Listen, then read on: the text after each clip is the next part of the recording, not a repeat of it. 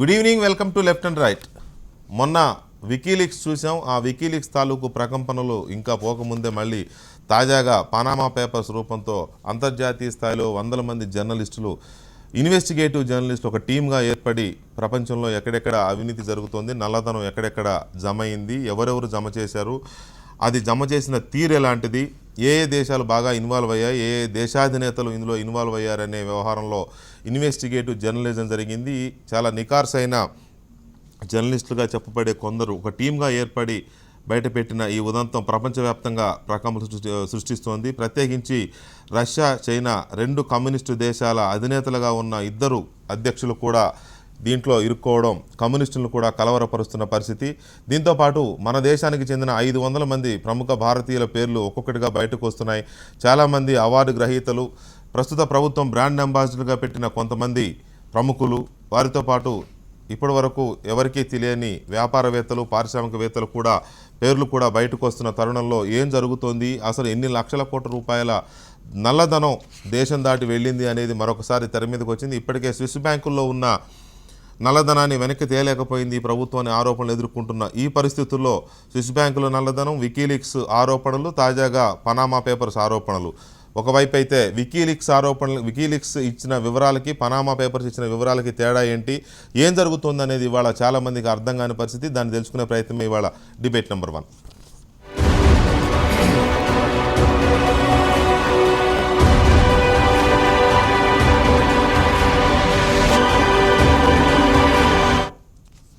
Right, VVK Prasad గారు business analyst, అలాగే సామాజిక రాజకీయ రంగ విశ్లేషకులు నరసింహరావు గారు అండ్ దయాకర్ గారు కాంగ్రెస్ పార్టీ అధికార ప్రతినిధి, రఘునందన్ రావు గారు బీజేపీ అధికార ప్రతినిధి స్టూడియోలోనే. మరి కాసేపట్లో చార్టెడ్ అకౌంటెంట్, టీడీపీ నాయకుడు దినకర్ గారు విజయవాడ నుంచి మనకి లైవ్లో మరి కాసేపట్లో వస్తారు. ముందుగా ప్రసాద్ గారు, వికీలీక్స్ అని ఒకటి చూసాం, దాంట్లో కొన్ని పేర్లు వచ్చాయి.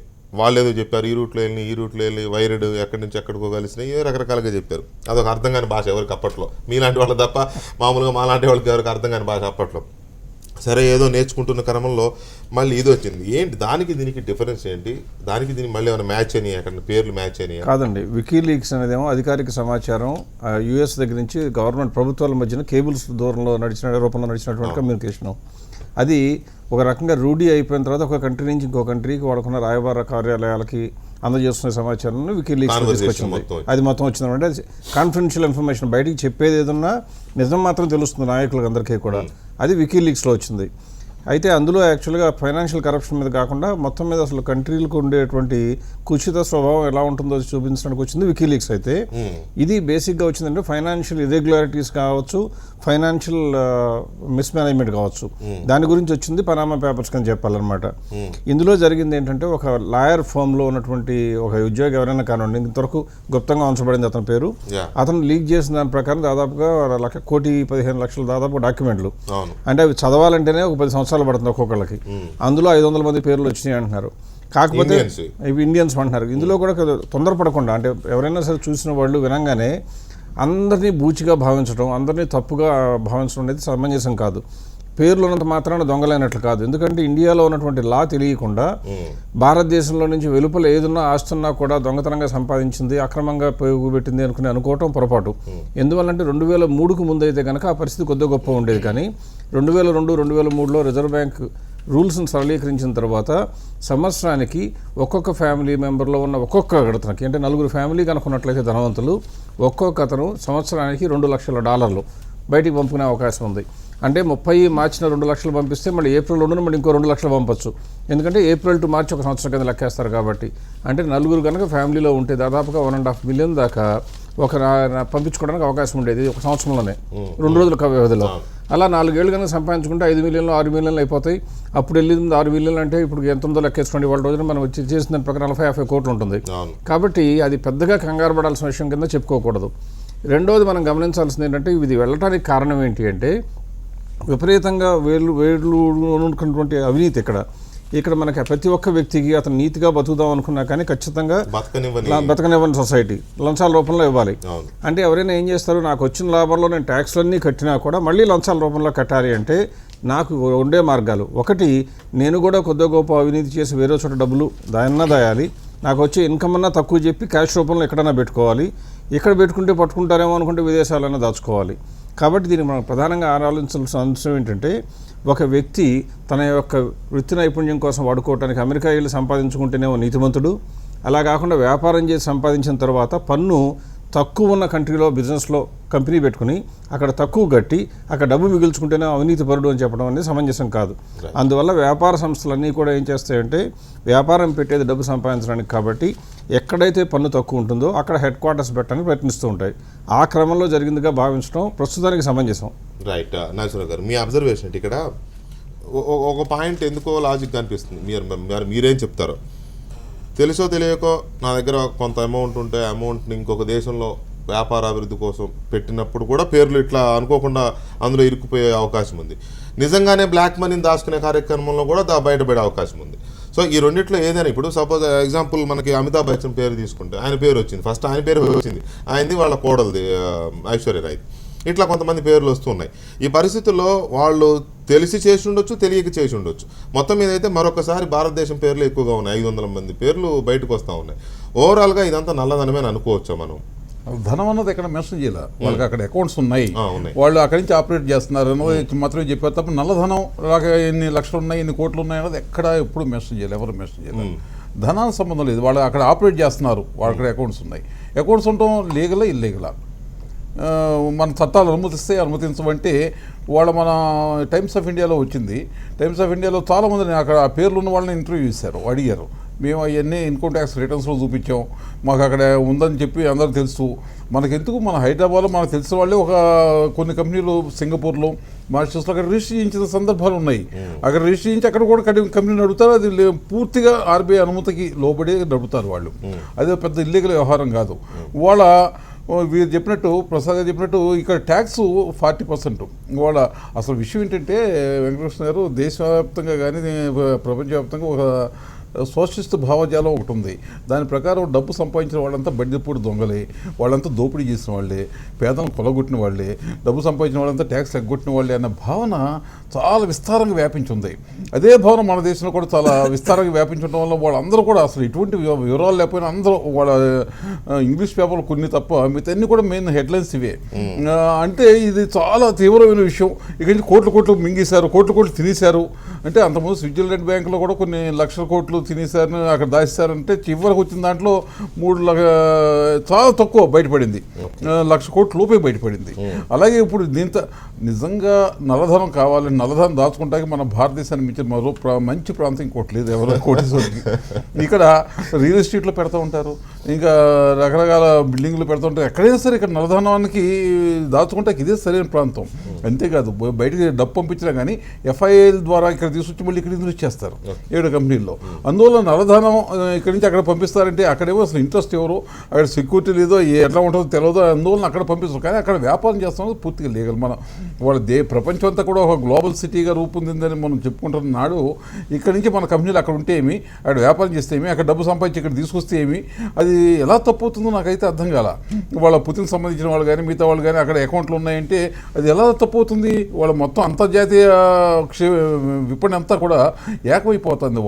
ఇక్కడి నుంచి అక్కడ అన్ని చోట్ల వ్యాపారాలు చేస్తున్నారు, అన్ని చోట్ల ఎగుమతులు చేస్తున్నారు, అన్ని చోట్ల నుంచి దిగుమతులు చేసుకుంటున్నారు. ఇదంతా నల్లధనమా కాదా? ఎంతవరకు నల్లధనం తేలాల్సి ఉంది. అది తేలాల్సి ఉంది. ఆ పేర్లు బయటకు వస్తున్న వాళ్ళు అసలు ఎంత సంపాదించారు, వాళ్ళు అక్కడ అకౌంట్స్ ఆపరేషన్స్ ఎలా ఉన్నాయి, కొన్ని బోగస్ కంపెనీలు అంటున్నారు, సూట్ కేసు కంపెనీ ఏదో చెప్తా ఉన్నారు. సో అదంతా తేలాల్సి ఉంది. తేలకుండానే మనం సర్టిఫికేట్ ఇవ్వగలమా వాళ్ళకి? ఈ నల్లధనం కాదని వాళ్ళు ఎవరినైతే అడిగారో వాళ్ళు చెప్తున్నారు. మా ఇన్కమ్ ట్యాక్స్ రిటర్న్స్ లో ఫైల్ చేసాము, మా కంపెనీ ప్రాస్పెక్ట్స్ లో మేము రాసాము అని వాళ్ళంతా చెప్తున్నారు. ఇన్కమ్ ట్యాక్స్ రిటర్న్స్ చూసుకోవచ్చు కదా ఎవరైనా కానీ. దాంట్లో అక్కడ మెన్షన్ చేస్తుంటే దొంగతాడుగా చేసిన వ్యవహారం కాదు అది. అసలు ఇంకో చిన్న విషయం ఇత అసలు వాళ్ళ ఈ కమ్యూనిస్టు సిద్ధాంతాలని, ఆ భావజాలాన్ని ఎవరైతే నమ్మి ఇవన్నీ చెబుతూ ఉంటారో, వాళ్ళ రష్యా ఉంది, రష్యా నుంచి విడిపోయిన దేశాలన్నీ ఉన్నాయి, బెలారస్ కానీ, కజకిస్తాన్ కానీ, బెలూచిస్తాన్, అవన్నీ కూడా అక్కడ ట్యాక్స్ ఎంతో తెలుసండి. మనకేమో 35%, అమెరికా అయితే 46%, రష్యాలో ట్యాక్స్ 12%. మిగతా బెలోరస్లో అక్కడ అయితే 10% ట్యాక్స్. నిజమే, అవన్నీ అక్కడ నిజమే. ట్యాక్స్ సేవింగ్స్ అంటే ట్యాక్స్ కొన్ని ఒక 7-8 దేశాల్లో ట్యాక్సే లేదు, మిగతా దేశాల్లో ట్యాక్స్ ఉంది. ట్యాక్స్ చాలా తక్కువ అక్కడ. తక్కువ ట్యాక్స్ ఉన్న చోట సామాన్య వ్యాపారం చేస్తే ఎవరైనా కానీ సిద్ధపడతారు, ఇష్టపడతారు. ఎక్కువ ట్యాక్స్ పే చేస్తాం కన్నా ఆ ట్యాక్స్ హేతుబద్ధంగా లేదు ప్రపంచం అంతా. వాళ్ళు మన భారతదేశం అంతా కూడా GST పెడుతున్నాం, అన్ని చోట్ల ఒకే రకం ట్యాక్స్ ఉండాలని.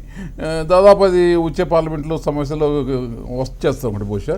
అలాగే ప్రపంచం అంతా కూడా ఒకే ట్యాక్స్ విధానాన్ని చాలా వరకు ఎకనామిక్ అగ్రిమెంట్ వ్యాపారం చేయడం తప్పేం కాదు. మనం కూడా FDI రూపంలో రమ్మంటున్నాం, ఇక్కడ కూడా ఇన్వెస్ట్మెంట్ చేయమంటున్నాం, మేక్ ఇన్ ఇండియా అంటున్నాం, రమ్మంటున్నాం, అది తప్పేం కాదు. కానీ ఇన్నాళ్ళు వీళ్ళు ఎక్కడా కూడా చేస్తున్నట్టుగా తెలియలేదు కాబట్టి సెన్సేషన్ ఇది. వాళ్ళు చెప్తారు మేము మా రిటర్న్స్ లో చూపించామని చెప్తారు, లేకపోతే మేము వ్యాపారం చేసామని చెప్తారు. రహస్యంగా అని చెబుతున్నారు. ఇది రహస్యంగా మేము దొంగతనంగా ఫస్ట్ టైం వీళ్ళ పేర్లు బయటకు వస్తున్నాయి. ఇంతకుముందు వీళ్ళు ఇప్పుడు చెప్పడం ఏమో కానీ ఇంతవరకు అయితే ఎప్పుడు ఇలాంటి సందర్భం రాలేదు.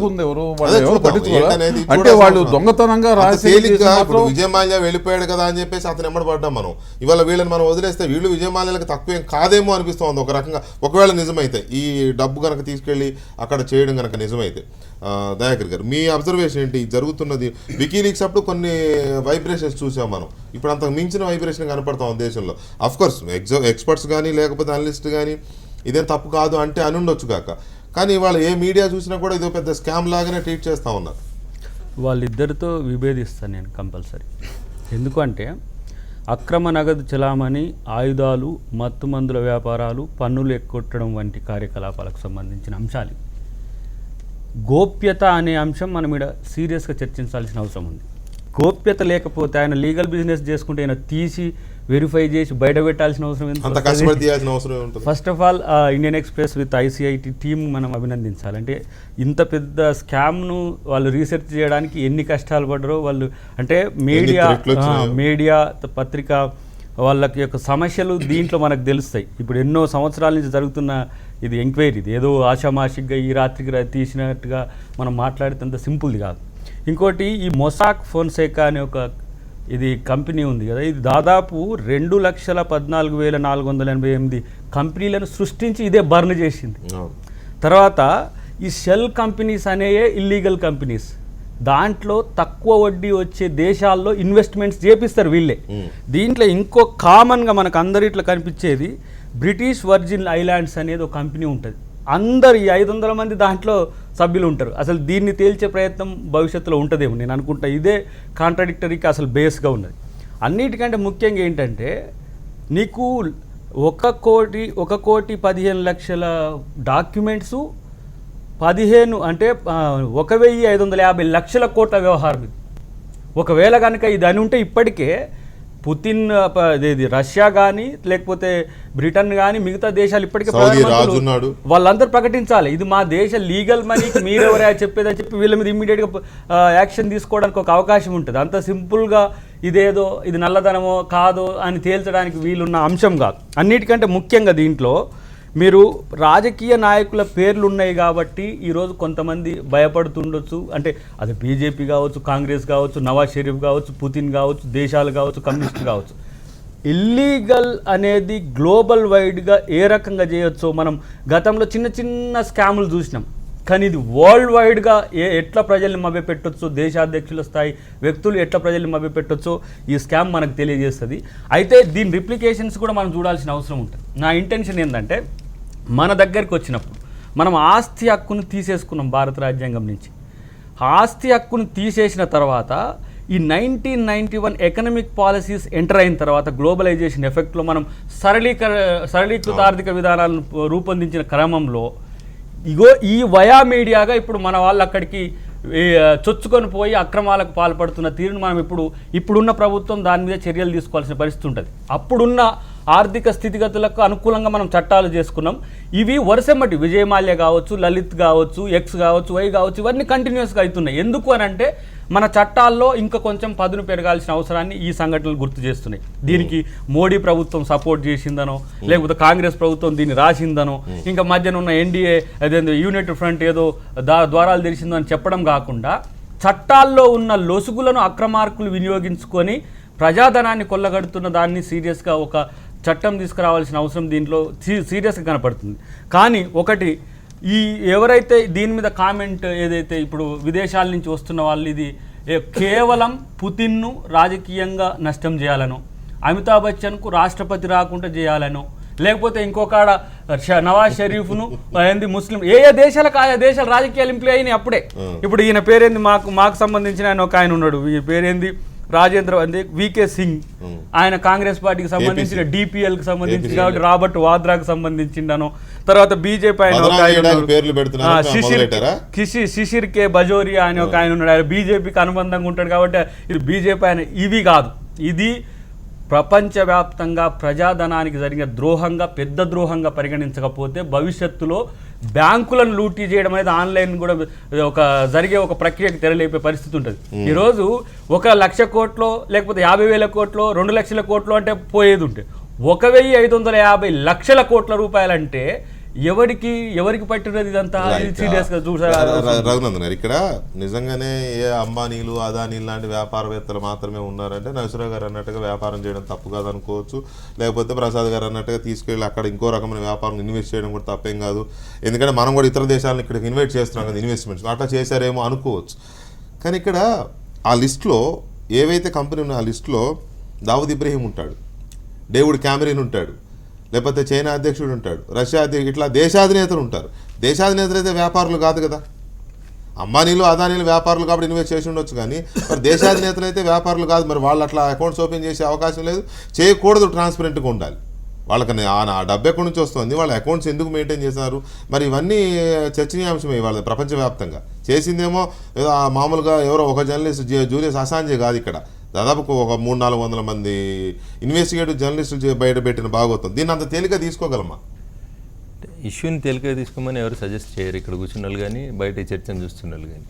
ఇష్యూని సీరియస్గా తీసుకోవాల్సిందే, ఎక్కడైతే లాక్యునాస్ ఉన్నాయో చట్టాలలో వాటిని సవరించాల్సిందే.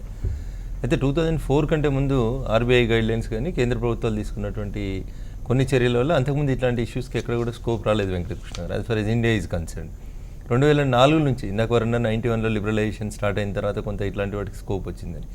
కానీ ఇండియన్ కరెన్సీ మన దేశీయ సొమ్మును తీసుకెళ్లి విదేశాలలో ఇన్వెస్ట్ చేయాలని అంటే 2004లో కొన్ని సరళీకృత విధానాలు వచ్చినాయి.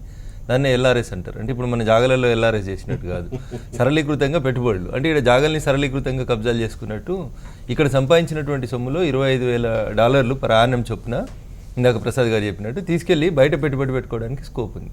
అయితే దేంట్లో పెట్టుబడి పెట్టాలి, దేంట్లో పెట్టుబడి పెట్టకూడదు అనే దాంట్లో క్లారిటీ లేదు. అక్కడ బేసికల్గా పెట్టుబడి ఎక్కడ పెట్టవచ్చు, పిల్లలు చదువుకోవడానికి పోతా ఉన్నారు, వైద్య ఖర్చుల కోసం పోతా ఉన్నారు, షేర్ల కొనుగోలు మార్కెటింగ్లలో పెట్టుకోవచ్చు అని రాసిరు, ఎట్సెట్రా అని వదిలేసినారు. ఎక్కడ పెట్టకూడదు అనే దాంట్లో నో స్పెసిఫికేషన్స్ ఆర్ దేర్. అట్లాంటప్పుడు మీ దగ్గర $1,00,000 వచ్చినాయి అనుకోండి, ఇందాక వారు చెప్పినట్టు మీ కుటుంబంలో 4 ఉంటే 4 పేరు మీద ప్రతి సంవత్సరం $25,000 బయటికి పంపించినారు, పెట్టుబడి పెట్టినారు.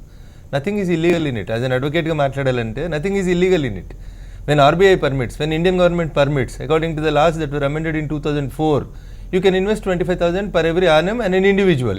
బయట పెట్టుబడి పెట్టుకోవచ్చు. అది నల్లధనం ఎట్లా అవుతుంది వెంకటకృష్ణ గారు?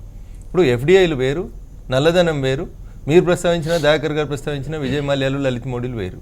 ఇవన్నీ కూడా డిఫరెంట్ ఆస్పెక్ట్స్. మీరే చెప్తా ఉన్నారు ఫారిన్ ఇన్వెస్ట్మెంట్స్ రావాలని చెప్పి మనమే అడుగుతా ఉన్నాం ఎఫ్డిఐలు రమ్మని చెప్పి. టాక్సేషన్ ఒక విధానం, బ్యాంకులలో లోన్లు తీసుకుని ఎగ్గొట్టేది అనేది ఇంకొక సిస్టమ్. ఈ మూడింటిని డిఫరెన్షియేట్ చేసి చూడాల్సినటువంటి అవసరం ఉంటుంది. ఒక రకంగా చెప్పాలంటే భారతదేశంలో ఉన్నటువంటి రాజకీయ నాయకులు ఇంకా చాలా మంచి వాళ్ళని చెప్పుకోవాలి.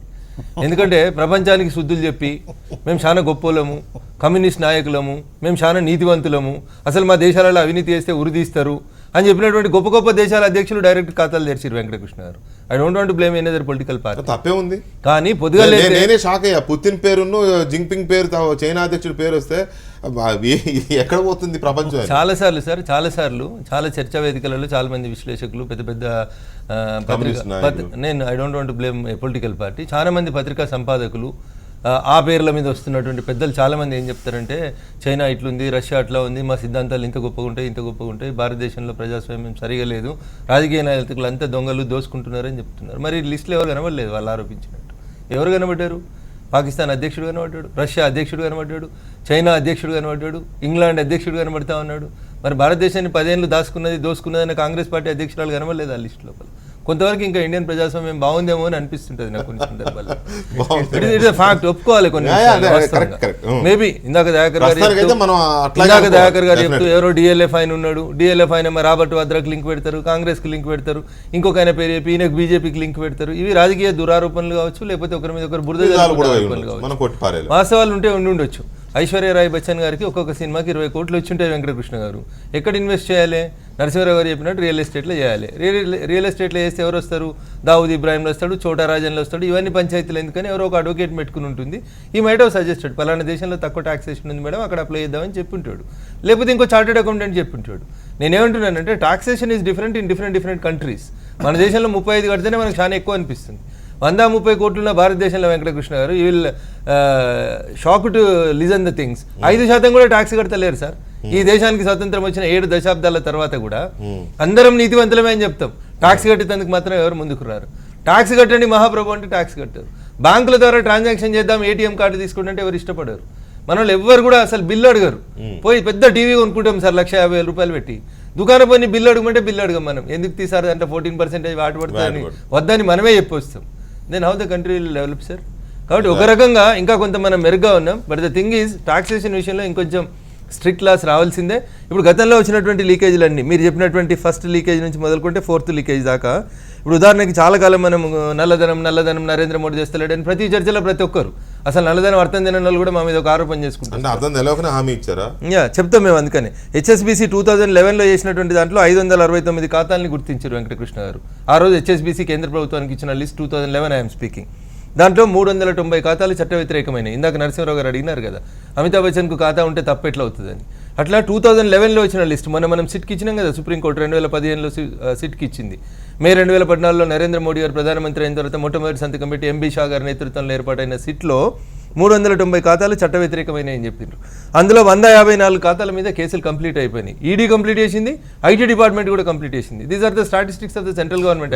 ఒకటి రఘునందన్ గారు, ఇవన్నీ ఇప్పుడు చెప్పడం కాదు, ఏ లెక్కల ప్రకారం చెప్పారు. 2 లక్షల కోట్లు ఉన్నాయి చూసిలో మేము తీసుకొస్తే కుటుంబానికి 15 లక్షల కోట్లు 15 లక్షలు ఇస్తాను మీరే కదా చెప్పారు. హెచ్ఎస్బీసీ ఇచ్చిన లెక్కలు, లెక్కలే చెప్పారు తప్ప హెచ్ఎస్బీసీ ఇచ్చిన లెక్కలు, ఐసీఐజే ఇచ్చినటువంటి లెక్కలు. 2013లో ఐసీఐజే, ఇదే ఐసీఐజే అనేటువంటి సంస్థ 2013లో ఒక లిస్ట్ ఇచ్చింది. 2011లో హెచ్ఎస్బీసీ ఒకటి ఇచ్చింది. అంతకంటే ముందు వచ్చి లీస్టన్ స్ట్రెయిన్ అనేటువంటి ఒక సంస్థ. ఏదైనా కూడా లెక్కలు వేసుకున్నది పార్టీలే, హామీలు ఇచ్చుకున్నది పార్టీలే, మళ్ళీ ఇప్పుడు అవేం కాదు అని చెప్పుకుంటున్నది నేను కాదంటలేము. ఇప్పుడు ఇష్యూ అది కాదు. ఒకవైపు దాని మీదే మన దగ్గర చర్చ నడుస్తోంది. స్విస్ బ్యాంకుల్లో ఉన్న నల్లధనం తెస్తామన్నారు, తేలేదని ఒకళ్ళు అంటారు. పేర్లు ఎందుకు ఇవ్వట్లేదని సుప్రీంకోర్టు అడుగుతుంది. పేర్లు బయట పెట్టొద్దని సీల్డ్ కవర్లో పెట్టి సుప్రీంకోర్టుకి ఇస్తారు. మరి అంత రహస్యం ఏముందో, ఈ దేశం సొమ్ము పేర్లు దాయాల్సిన అవసరం ఏముందో అనేది డిఫరెంట్ మ్యాటర్స్. ఒకటే సెంటెన్స్ కాదంట, ఇవన్నీ డిఫరెంట్ మ్యాటర్స్. ఇంతలోనే వికీలీక్స్ వచ్చింది, అది కొన్ని పేర్లు బయట పెట్టింది. మళ్ళీ ఇప్పుడు పనామా పేపర్స్, మరి ఇది కొన్ని పేర్లు బయట పెడతా ఉంది. ఆ వ్యాపారం చేయడం తప్పు కాదని ఒకరు అంటారు. అవన్నీ బోగస్ కంపెనీలు. మన దగ్గర కొన్ని కేసులని, ఆ కేసుల్లో సూట్ కేసు కంపెనీలు ఎక్కడెక్కడో లేకుండానే గాల్లో సృష్టించేశారు. ఒక అపార్ట్మెంట్ లోనే 10 కంపెనీల అడ్రస్లు ఇచ్చారు. ఇట్లాంటివి కొన్ని చూసాం మనం. అలాంటివి ఉండకూడదు. అదే కదా, 2,14,000 కంపెనీలు ఉన్నాయి అని అంటే that company, that advocate firm ఏదైతే వాళ్ళు రిజిస్టర్ చేసినారో వాళ్ళ డ్యూటీ అది. అటువంటి ఎన్ని జరుగుతున్నాయి అనేది ఇప్పుడు ఇవన్నీ విచారణలో తేలాల్సిన అవసరం ఉంది. ఇప్పటికిప్పుడు మనం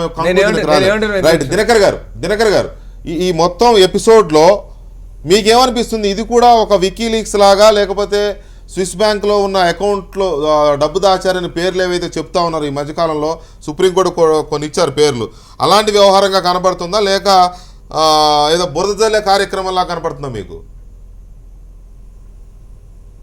2 అంశాలని ఉన్నాయి అని అనిపిస్తుంది. ఎందుకంటే కొన్ని దేశాల అధినేతల పేర్లు స్పష్టంగా కనబడటం మనం చూసాం.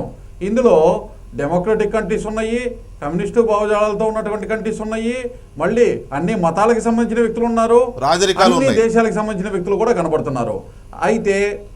అయితే ఇక్కడ వెళ్ళినటువంటి మనీ ఒక దేశం నుంచి, భారతదేశం నుంచి వెళ్ళిందే చూసుకున్నట్లయితే మనం ఆర్బీఐ నిబంధనలు అలాగే ఫెమా చట్టానికి లోబడి ఆ అమౌంట్ ఇక్కడ నుంచి ట్రాన్స్ఫర్ అయ్యిందా లేదా అనేది ఫస్ట్ పాయింట్ వస్తుంది.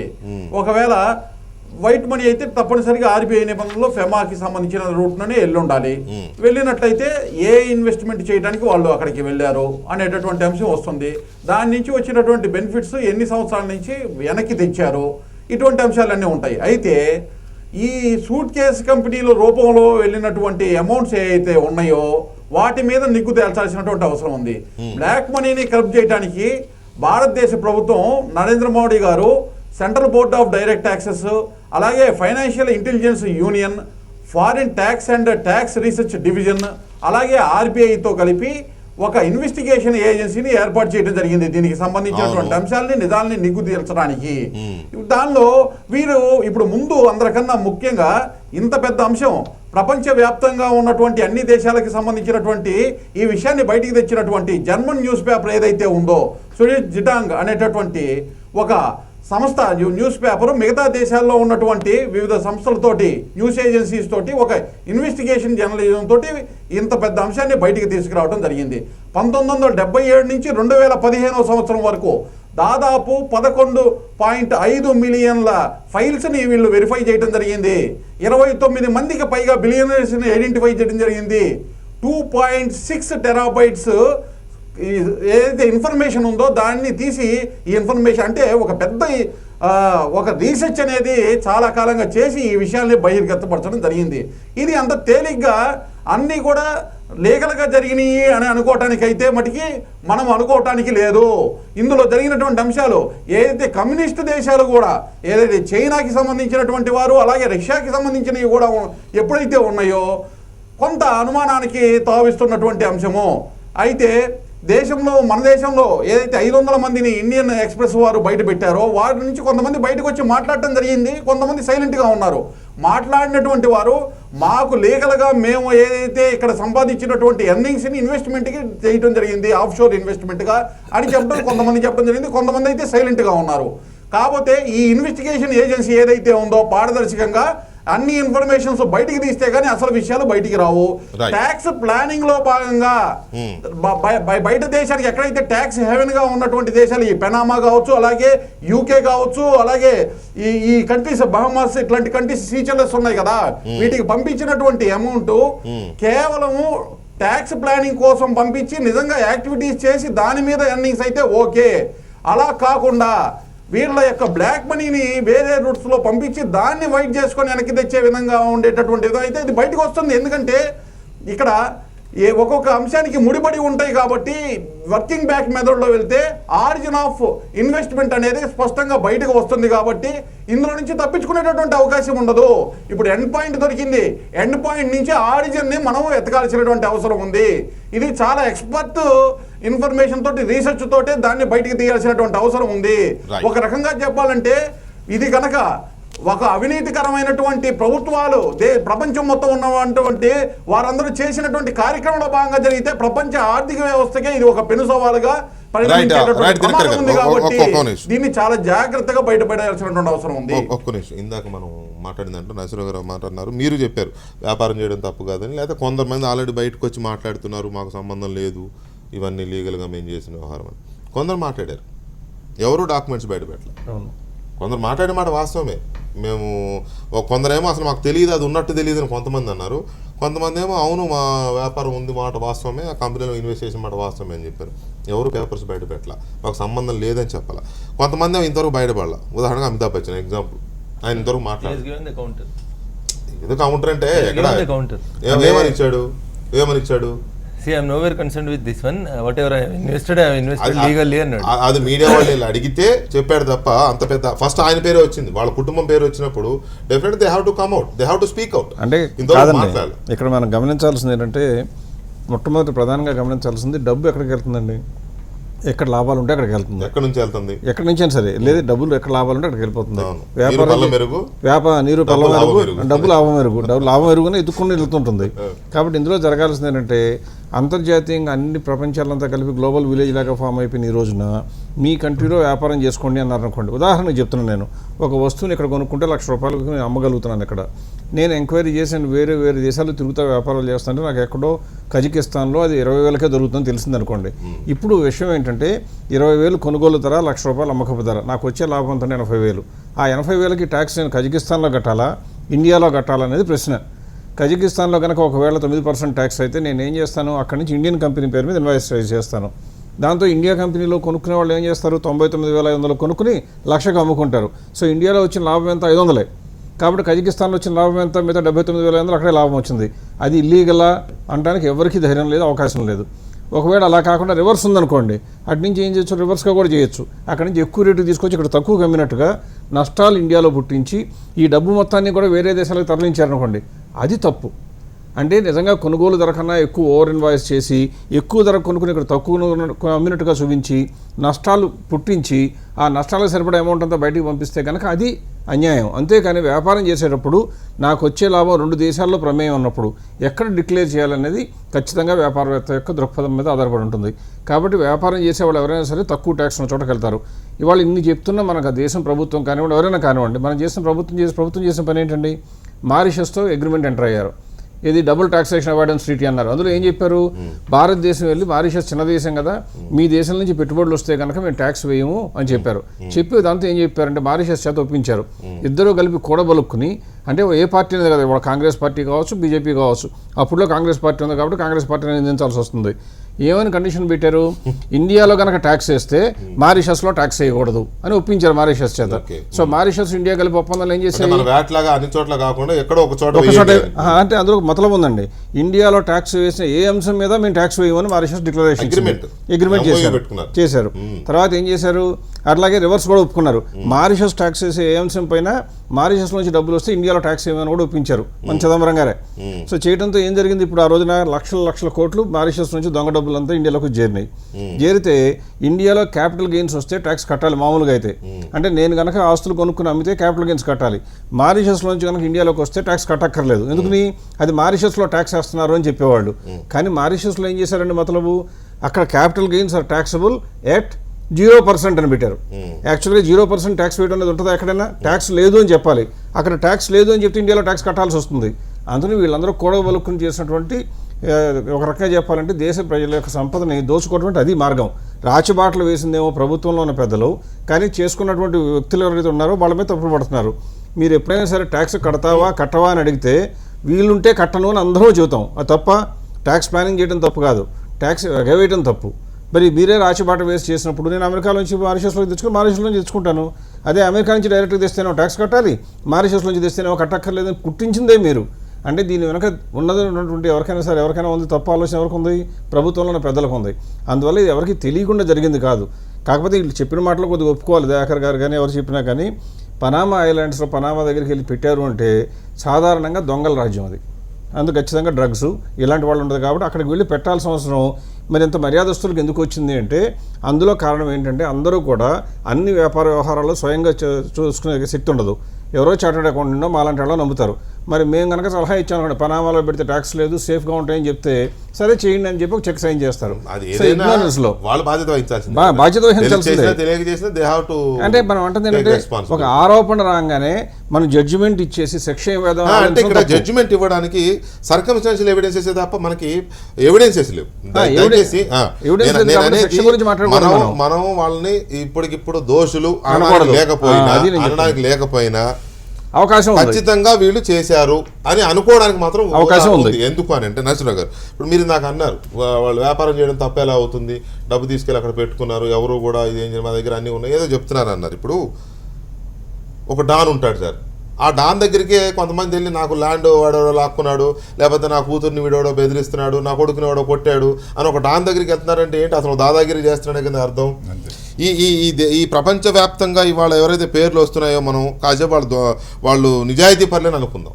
మంచి అమాయకమైన వ్యాపారవేత్తలు, అమాయకమైన ఆయన అన్నట్టుగా ఒక్కో సినిమా తీస్తే 20 కోట్లు వస్తాయని నిజమే. ఐశ్వర్యరాయ్ గారు పాప అమాయకంగా ఒక్కో సినిమాకి 20 కోట్లు సంపాదించింది, అమాయకంగా అనుకుందాం. వీళ్ళందరూ కలిసి ఆ మొసాకో ఫోన్సే కానీ బ్రోకర్ దగ్గరికి ఎందుకు వెళ్ళారు, ఎవరి ద్వారా వెళ్ళారు? ప్రసాద్ గారు తీసుకెళ్ళాడా, నరసింహరావు గారు తీసుకెళ్ళాడా పక్కన పెడదాం, వాడు చేసేదే దందా. అది 2,40,000 2,14,000 అకౌంట్లు, 1,500 లక్షల కోట్ల రూపాయలు అక్కడికే ఎందుకు వెళ్ళారు? అది సర్కమ్స్టాన్షియల్ ఎవిడెన్స్. అంటే అతను ఆయన అన్నట్టుగా కజకిస్తాన్లో ఒకటి వ్యాపారం చేయమనండి, ఇంకో ఉజ్బెకిస్తాన్లో ఇంకొకటి వ్యాపారం చేయమనండి, సొమాలియాలో ఒకటి వ్యాపారం చేయమనండి, ఎరిత్రియాలో ఒకటి వ్యాపారం చేయ మనకు అభ్యంతరం లేదు. ఒకే బ్రోకర్ దగ్గరికి స్విస్ బ్యాంక్ లాగా నేను అదే చెప్తాను, ఒక స్విట్జర్లాండ్ లాగా ఇక్కడికే ఇంతమంది వెళ్ళారు అని అంటే దిస్ ఈస్ ద ఎవిడెన్స్. కారణం ఒకటి ఉంటుందండి, అన్ని రకాల ఎక్స్పర్టీస్ ఉన్న వాళ్ళ దగ్గరికి వెళ్ళిపోతారు. కజకిస్తాన్లో వస్తువు చౌకలో తిరిగినంత మాత్రం వ్యాపారం పెట్టడానికి లోకల్ గవర్నమెంట్ ఒప్పుకోకపోవచ్చు. అప్పుడు ఏం చేస్తారు, పనామా ఐలాండ్స్లో పెట్టుకుని అన్ని రకాల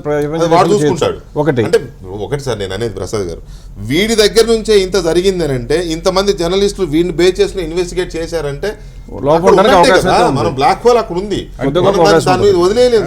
ఒక చిన్న విషయం, వాడు వ్యాపారంలో లేక ఇల్లీగల్ కంపెనీస్ ఫ్లోట్ చేయడంలో, ఇల్లీగల్గా మనీ తరలించడంలో ఎక్స్పర్ట్ అయి ఉండొచ్చు. అదే సమయంలో అసలు ఇల్లీగాలిటీతో సంబంధం లేకోకుండా వాళ్ళ గోర్చు అక్కడ ఒక బంగ్లా కొనుక్కున్నాడు స్విట్జర్లాండ్లో. బంగ్లా కొనుక్కుంటే ఇతను సహాయపడి ఉండొచ్చు, చైనా ప్రెసిడెంట్ కొనుక్కుంటే సహాయపడి ఉండొచ్చు. అట్లాగే అమితాబ్ బచ్చన్ 5-6 దేశాల్లో బంగ్లాలు ఉన్నాయి అతనికి. ఆ బంగ్లాలు కొనుక్కుంటే వీళ్ళు సహాయపడి ఉండొచ్చు. ఆ బంగ్లాలు కూడా అక్కడ లిమిటెడ్ కంపెనీలుగానే ఉంటాయి. ఆ బంగ్లాలు, ఆ ఎస్టేట్లు అటెండ్ కొనుక్కుని ఉండొచ్చు. వాళ్ళు నాకు తెలిసినంత వరకు అమితాబ్ బచ్చన్ అక్కడ వ్యాపారం చేసే సందర్భం దాఖలా ఎక్కడ కనపడలా. అలాగే ఐశ్వర్య రాయ్ కూడా వ్యాపారం చేసిన వాళ్ళు ఆస్తులు కొనుక్కుని ఉండొచ్చు. వాళ్ళు మీరు కానీ నేను కానీ అమెరికాలో బిల్డింగ్ ఈజీ కొనుక్కోవచ్చు, ఎవరైనా కొనుక్కోవచ్చు. అలాగే ఇప్పుడు మన రష్యాలో ఉన్న చట్టాలు, వివిధ దేశాల్లో వివిధ రకాల చట్టాలు ఉంటాయి. అన్ని చోట్ల కూడా మన ఇండియాలో ఉన్న చట్టాలు అంటే ఉండవు. మన దేశంలో ఉన్న మైన్స్ని విదేశాల్లో ఉన్న ఎవరికైనా అమ్ముతూ ఇక్కడ ఇల్లీగలు, ఇండోనేషియాలో లీగలు, ఆస్ట్రేలియాలో లీగలు, రష్యాలో లీగలు. ఆ మైన్స్ మనం కొనుక్కోవచ్చు. అలాగే అక్కడ ఆ రష్యన్ చట్టాల ప్రకారం ఇది ఇల్లీగలా కాదా, చైనా చట్టాల ప్రకారం ఇల్లీగలా కాదా అన్నది కూడా మనం చూడాలి. వాళ్ళ చట్టాల ప్రకారం వాళ్ళు లీగలే కనుక అయితే అది నల్లధనం ఏముంది, అసలు నల్లధనం అంటే ట్యాక్స్ పే చేయని నల్లధనం అంటున్నాం మనం. ట్యాక్స్ పే చేయకుండా ఉండి, ట్యాక్స్ ఎగ్గొట్టి ప్రభుత్వానికి తెలియజేయకోకుండా, ఇన్కమ్ ట్యాక్స్ రిటర్న్లు పెట్టకుండా ఉన్నదాన్ని నల్లధనం అంటున్నాం. కానీ రూట్ ఆఫ్ ది మనీ ఏంటన్నదే ఇవాళ వచ్చిన వివరం, మనకి సమాచారం. రూట్ ఆఫ్ ది మనీ అక్కడికి వెళ్ళింది, అక్కడి నుంచి వాళ్ళు ఇన్వెస్ట్ చేశారని చెబుతున్నారు. అదంతా ఇల్లీగల్ అని కూడా చెప్పలేం. తర్వాత అసలు మన లీగల్ అని కూడా చెప్పలేము, మనం చెప్పలేము, ఇల్లీగల్ అని కూడా చెప్పలేము. అలాగే వాళ్ళ మనకి ప్రతి దేశం కూడా చాలా శక్తివంతమైన ప్రభుత్వాలు ఉన్నాయి, సమర్థవంతమైన ప్రభుత్వాలు ఉన్నాయి ప్రతి దేశంలో కూడా. వాళ్ళ ఆధునిక కాలంలో వాళ్ళ అందరూ కూడా ఎలక్ట్రానిక్ సమాచారం మీద వాటి మీద ఆధారపడి, మన దేశానికి ఇంటెలిజెన్స్ వింగ్ ఉంది, ఎకనామిక్ మినిస్ట్రీ ఆఫ్ ఫైనాన్స్కి. వాళ్ళు ఎందుకు అనుకోలేకపోతున్నారు? వాళ్ళే కాదు, అసలు ఏ దేశంలో కూడా వాళ్ళు ఏం చేస్తున్నారు, అమెరికా ఉంది, వాళ్ళకి ఇంటెలిజెన్స్ వింగ్ ఉంది, వాళ్ళు ఎందుకు అనుకోలేకపోతున్నారు? ఇల్లీగల్ యాక్టివిటీ జరుగుతుంటే, ఇంత పెద్ద ఎత్తున జరుగుతుంటే, అంటే ఈ పెద్ద ఎత్తున జరుగుతుంది ఇల్లీగల్ యాక్టివిటీ అనేది ఖచ్చితంగా మనకి రుజువు అవుతుందా లేదా ఈ లీక్స్ ద్వారా అనేది మనం ఖచ్చితంగా గమనించాల్సిన అవసరం ఉంది. వాళ్ళు ఏ దేశం కూడా ఎందుకు పట్టుకోవాలి ఇంతవరకు? ఇప్పుడు అమితాబ్ బచ్చన్ కానీ మిగతా వాళ్ళు కానీ ఇంటెలిజెన్స్ వింగ్ ఉందే, నిరంతరం పనిచేస్తుంటారు. అక్కడ కూడా చాలా మంది, ఎక్కువ మంది ఉన్నారు ఉద్యోగులు. వాళ్ళు కూడా రాజకీయాలతో సంబంధాలు ఉన్నాయి కాబట్టి ఏమన్నా సేవ్ చేశారని అనుకుంటున్నారు. అంటే ఇప్పటి వరకు కనుక్కోపోవడం కారణం ఏంటంటే, ప్రతి దేశాలు కూడా సార్వభౌమాధికారం ఉంటుంది కాబట్టి ఒకటి దేశాలతో ఇంకొక దేశాలు ఇచ్చే సమాచారంలో ఫైనాన్షియల్ ట్రాన్సాక్షన్ ఇచ్చుకునేటువంటి ఒడంబడికలు లేవు అంతకుముందు. ఇప్పుడు అంతర్జాతీయంగా ఒక అగ్రిమెంట్ ఫ్యాక్ట్ కానీ ఒకటి వచ్చింది. అందులో ఫైనాన్షియల్ ట్రాన్సాక్షన్ చేసిన ప్రతిదీ కూడా ప్రతి కంట్రీ కూడా సమర్పించుకోవాలి. అలా కనుక షేర్ చేసుకోకపోతే దాన్ని ఐసోలేట్ చేసి పక్కన పెడతాము అని చెప్పడం జరిగింది. అందుకని ఈ రోజున బయటపడటానికి కారణం కూడా అదే మెయిన్ కారణం. అంటే ఇప్పుడు ట్రాన్సాక్షన్స్ అన్ని ఆటోమేటిక్గా ఓపెన్ అవ్వక తప్పదు. మీరు చెప్పినా చెప్పకపోయినా మీ వివరాలన్నీ గవర్నమెంట్ ఇచ్చిపుచ్చుకుంటూ ఉంటాయి. అందువల్లనే ఇప్పుడు అమెరికాలో ఉన్న ఇన్వెస్టర్లు అందరూ కూడా ఇండియాలో ఇన్వెస్ట్ చేయాలంటే భయపడిపోవడానికి కారణం ఏంటంటే, ఇండియాలో ఉన్న డిక్లరేషన్ మొత్తం కూడా ఆటోమేటిక్గా ఇన్కమ్ ట్యాక్స్ డిపార్ట్మెంట్ అమెరికాకి ఇస్తుంది, అక్కడ ట్యాక్స్ కట్టాల్సి వస్తుంది. ఇవన్నీ మతలబులు ఎందుకని చెప్పి మానేస్తున్నారు. అందువల్ల దేశంలోని ఆర్బీఐ ఇంకా ఇతర ఆర్థిక బహుళ సంస్థలు ఉంటాయి కదా, వీటన్నిటిలో కలిపి అరుణ్ జైట్లీ గారి నేతృత్వంలో కమిటీ వేసామని చెప్పారు నిన్న. ఇంతకుముందు ఆల్రెడీ కేంద్ర ప్రభుత్వం ఒక మాట చెప్పింది, అది జరగటం లేదనేది సుప్రీంకోర్టు దాకా వెళ్ళింది, గొడవ నడుస్తుంది దేశంలో, రాజకీయ చర్చ నడుస్తూ ఉంది, అలాగే న్యాయపరమైన చర్చ నడుస్తూ ఉంది దేశంలో. స్విస్ బ్యాంక్ నుంచి రావాల్సిన నల్లధనం వెనక్కి రాలేదు, కొంతమందిని దాస్తున్నారని, కొంతమందిని వెనకేసుకొస్తున్నారని, పేర్లు దొక్కి పెడుతున్నారని, ఇలాంటి అనుమానాలు, విమర్శలు చాలా ఉన్నాయి. ఇప్పుడు మళ్ళీ జైట్లీ గారి నేతృత్వంలో ఈ కమిటీ, ఇక్కడ ఈ పనామా పేపర్స్కి సంబంధించి దీని మీద విచారణ జరపడం కోసం ఈ కమిటీ వేస్తే, దేశంలో కొంతమంది మాకు నమ్మకం లేదు, జైట్లీని తప్పించండి, జైట్లీ మీద మాకు నమ్మకం, జైట్లీ తప్పించండి అనేది. సో దీన్ని ఎలా నిగ్గుదేలుస్తారు? నిగ్గుదేల్చిన అవసరం అయితే ఉంది, ఎందుకంటే ప్రపంచ స్థాయిలో వివిధ దేశాల పరువు మీద చర్చ జరుగుతుంటే మన దేశ పరువు మీద కూడా చర్చ జరుగుతుంది, కాపాడుకోవాల్సిన అవసరం ఉంది. ఎంతవరకు మిగతా వాళ్ళకంటే నయమని మనం అనుకున్నా కూడా చర్చ అయితే జరుగుతుంది. సో జైట్లీ తప్పించండి అనే దానికి ఇవాళ బీజేపీ కానీ ఎన్డీఏ కానీ ఏం మాట్లాడుతుంది? ఇప్పుడు అది కామన్గా ఒక రాజకీయ దురుద్దేశంతో చేసినటువంటి ఆరోపణ తప్పితే అందులో ఏముండదు. అక్కడ జైట్లీ గారు ఆర్థిక మంత్రి నుంచి తప్పుకోవడం వల్ల ఇంకొకరు ఆర్థిక మంత్రి వెంకటకృష్ణ గారు ఆర్థిక మంత్రి పదవిని తప్పి మళ్ళీ విచారణ కమిటీ నుంచి వాట్ ఈస్ రాంగ్? జైట్లీ గారికి చట్టాలు తెలుసు, అడ్వకేట్, సుప్రీంకోర్టులో వాదించిన ఆయన ఉంటే ఇంకొంత లాభం జరుగుతుంది అనుకోవాలి. కానీ అసలు ఆయనని తప్పించేసి ఇంకెవరిని తీసుకొచ్చి పెట్టడం వల్ల జరిగే లాభం ఏముంటుంది చెప్పండి? లిస్ట్ వెంకటకృష్ణ గారు మాట్లాడడం ఈజీ కానీ ఇంప్లిమెంటేషన్కి వచ్చేసరికి చాలా కష్టాలు ఉంటాయి. 2011లో లిస్ట్ వచ్చింది. ఎవరి దగ్గరికి వచ్చింది? కేంద్ర ప్రభుత్వానికి వచ్చింది. ఎట్లా వచ్చింది? సీల్డ్ కవర్లో వచ్చింది. 2011 నుంచి ఒకవేళ నిజంగా బీజేపీలకు సంబంధం ఉంటే కాంగ్రెస్ పార్టీ ఎందుకు లీక్ చేయలేదు? నేను ఇందాకనే చెప్పినాను, ప్రతిదానికి రాజకీయ వ్యవస్థను బ్లేమ్ చేసి వాళ్ళని బ్లేమ్ చేసి ప్రజలలో ఒక రకమైనటువంటి ఇది క్రియేట్ చేస్తూ ఉన్నాను చెప్తే అదే లిస్టు మొన్న సిట్కి ఇచ్చిర్రు ఎంబీ షా గారి నాయకత్వంలో పనిచేస్తుందని. సుప్రీంకోర్టు ఏదో పెద్దగా మాట్లాడింది, లిస్ట్ ఎందుకు బయట పెట్టారు అని. అడ్వకేట్ జనరల్ తీసుకుపోయి ఆ లిస్టు సుప్రీంకోర్టుకి ఇచ్చిండు. If supreme court was so fair enough once again I'm saying, ఆ లిస్టు పేర్లని చదవని ఉంటుంది. అందరు ప్రింట్ మీడియా ఎలక్ట్రానిక్ మీడియాలోకి ఇది పిలిచి ఇగో హెచ్ఎస్బీసీ వాళ్ళు ఇచ్చిన లిస్టు 2011లో 569 మంది పేర్లు ఇవి, ఇగో రఘునందన్ రావు, ఎల్లయ్య, పుల్లయ్య, మల్లయ్య, దయాకర్ అని లిస్ట్ ఇవ్వని ఉంటుంది. సుప్రీంకోర్టు ఎందుకు భయపట్టింది ఆ లిస్ట్ ఇవ్వడానికి? This is very unfortunate. ఇప్పుడు నేనున్నా కాబట్టి మిమ్మల్ని తిట్టడం, మీరున్నారు కాబట్టి పక్కన ఉన్న వాళ్ళని తిట్టి చేతులు దులుపుకోవడం సరైనది కాదు. ఆర్థిక మంత్రి ఎవరుంటే వారిని చైర్మన్గా పెడుతూ దాంట్లో ఇందాక వారు దినకర్ గారు చెప్పినట్టు సిబిడిటి అంటే ప్రత్యక్ష పన్నుల కేంద్ర బోర్డు ఉంది, ఆర్బీఐ ఉంది, ఆర్థిక నిఘా విభాగం ఉంది, విదేశీ పన్ను పరిశోధన విభాగాన్ని పెట్టినారు. 4 విభాగాలను పెట్టి పెట్టినప్పుడు జైట్లీ గారు కాకుండా ఇంకొక న్యూట్రల్ ఎవరిని పెట్టొచ్చు కదా, విమర్శలకు ఆర్బీఐ గవర్నర్ పెట్టండి, రంగరాజన్ లాంటి వాళ్ళని పెట్టండి. You suggest it. Already a case is pending before the Supreme Court. A retired Supreme Court Chief Justice M.B. Shah is dealing that case. ఇప్పుడు ఇంకొకటి వచ్చింది, దీని మీద ఇన్వెస్టిగేషన్కి ఇంకో కమిటీ వేసినారు, అది కొనసాగిస్తుంది పని. ఆ పనిని వినకుండానే, ఆ పనిని చూడకుండానే పని మొదలు కాకముందే ఈయన వద్దు మాకు ఆయన వద్దు మాకు అంటే ఎట్లయితుంది వెంకటకృష్ణ గారు? ఎట్లా ఎవరో ఒకరిని పని చేయాలి. ఇన్వాల్వ్మెంట్ వద్దు అని అనుకోవడంలో తప్పులేదు కదా. సరే ఇప్పుడు ఈ లిస్ట్ అనేది వెంకటకృష్ణ గారు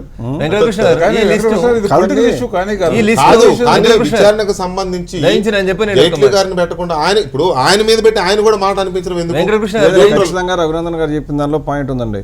ప్రభుత్వానికి సమాచారం వచ్చింది, ప్రభుత్వం స్పందించాలి. ప్రభుత్వ పరంగా స్పందించినప్పుడు ప్రభుత్వం ప్రమేయం లేకుండా ప్రైవేట్ వ్యక్తులు పెడితే మీకు కావాల్సిన వ్యక్తులు పెట్టారని మళ్ళీ తిట్టచ్చు. కాబట్టి ఖచ్చితంగా ఆయనే ఉండాలి. ఆయన చేసిన దానిలో తప్పు కనుక ఏదైనా ఉందని తెలిస్తే ఆక్షేపించడం కరెక్ట్. కానీ అట్లా ఫైనాన్షియల్ మినిస్టర్ కూడా లేకుండా ఇంకెవరుంటారు కమిటీలో? అంటే అంత బయట వాళ్ళని పెట్టేసుకుంటే వాళ్ళకి ఏం తెలుసు?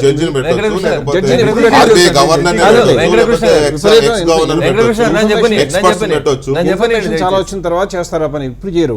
ఇన్ఫర్మేషన్ అంతా బాగా వచ్చిన తర్వాత అప్పుడు ఏం చేస్తారంటే రివ్యూ చేయడానికి, ఫైండింగ్స్ ఇవ్వడానికి వేరే ఒకరిని అపాయింట్ చేయొచ్చు. కానీ ఫైనాన్స్ మినిస్టర్ కనుక హెడ్ కమిటీలో ఉంటే వేరే గవర్నమెంట్కి ఉత్తరం రాయాలన్నా అథెంటిక్గా ఉంటుంది. లేకపోతే వేరే వాళ్ళని పెడితే వస్తుంది, ఆయన వచ్చి ఫైనాన్స్ మినిస్టర్కి అర్జీ పెట్టుకోవాలి, నాకు ఇన్ఫర్మేషన్ కావాలంటే మేనేజ్ చేయడానికి అవకాశం కూడా ఉంటుంది.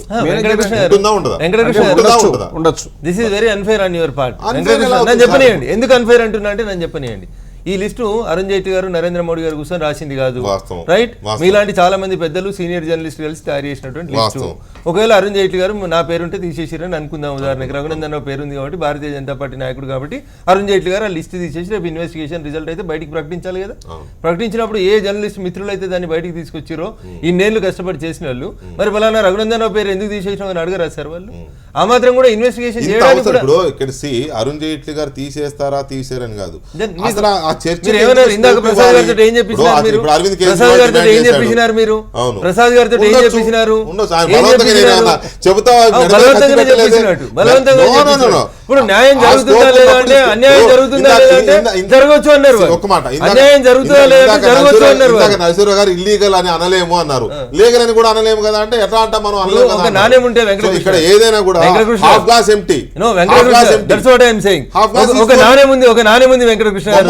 మీ సైడ్ నుంచి చూస్తే బొమ్మ కనబడుతుంది, నా సైడ్ నుంచి చూస్తే